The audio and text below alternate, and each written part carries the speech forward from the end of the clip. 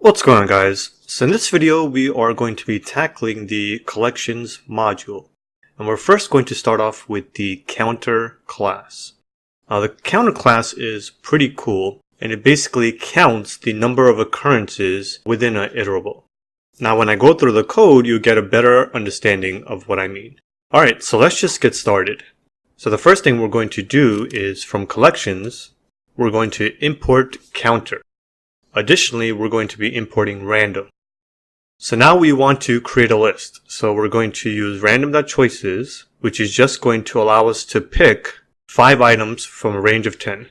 So the range 10 represents the list that we're going to create, and k equals 5 allows us to pick 5 random items from the list. Now the cool thing about random.choices is that it's done with replacement. So it gives you the opportunity to pick something twice.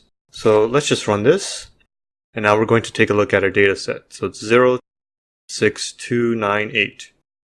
Actually, let me just increase to 7 or maybe 15 so we have a chance of getting duplicate items. So let's just run this again.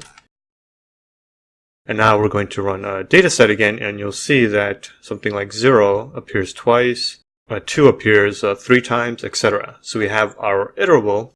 And all we need to do is feed it within counter when we're creating an instance of a counter. So here count is going to be, or CNT is going to be an instance of counter, and we fed it the dataset iterable, or in this case a list. Alright, so if you run this, you'll see, oops, I need to run this first. And you'll see that it automatically counts the occurrences of each item within our list. So 6 appeared 2 times, 4 appeared 2 times, 3 appeared 3 times, etc., etc. So this is actually pretty useful when you want to do word counting, which is going to be our next example. Alright, so I have a string. Hi there, I am a sample text. I am just sample, repeat what I want to say there. Hi, you are fine, text, right? Just ramble, etc. So I just put a bunch of words together and I've created a string. So we run this, and now let's just run string to see how it actually looks. Alright, so it's basically the same thing, but we have a new line. A bunch of space after text, assuming the space here, and then we have write just ramble. Alright, so the first thing we're going to do is we're going to split up this entire sentence into words, and the way we recognize it's a word is through the spacing. So anytime there's a space, we consider that the end of a word. Now, this is not going to be perfect because there's write, and then there's write with a certain amount of punctuation. And Python does have libraries to remove the punctuation for natural language processing, which is something I might go into the future to show you some of the libraries we can use to actually get rid of some of the punctuations, so that write and write with the punctuation are the same word. Alright, so we're going to split the words by space, and then we're going to turn that into a list, which in this case you don't really need to do. So let me remove that. Alright, so list of words. So let's just take a look at how this list of words looks. Alright, so this is a list of words. Hi there, I am sample text, etc., etc. Alright, so now one thing we can do is we want to make sure hi with the capital H and hi with the lowercase h are considered the same word. So what we can do is just make sure everything is lowercase. So that's what we do here, using list comprehension. So word.lower for word and list of words, and we get back a list of words. And now you'll see that everything is lowercase. Hi, I, etc., etc. Now we just feed in list of words into the constructor of counter, and we get back a counts instance. And I forgot to run this again. Okay.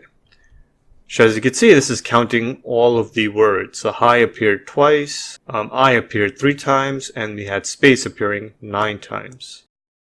And we have text with the new line appearing once. Alright, so now I'll just go over some common collection or counter methods. So if you do len counts, it gives you the count of the amount of elements within your dictionary. So we have 19 items within our dictionary. Now you could also do most common, which will automatically sort and give you the most common x, where x represents the number you feed into the constructor. So here, with x representing the number you feed into the method. So counts.mostcommon3 allows us to see the most common or top 3 words. So space appeared 9 times, I appeared 3 times, and hi appeared 2 times. So these are the 3 most common words. Now you can always use counts.elements which will give you basically the entire list with the counts.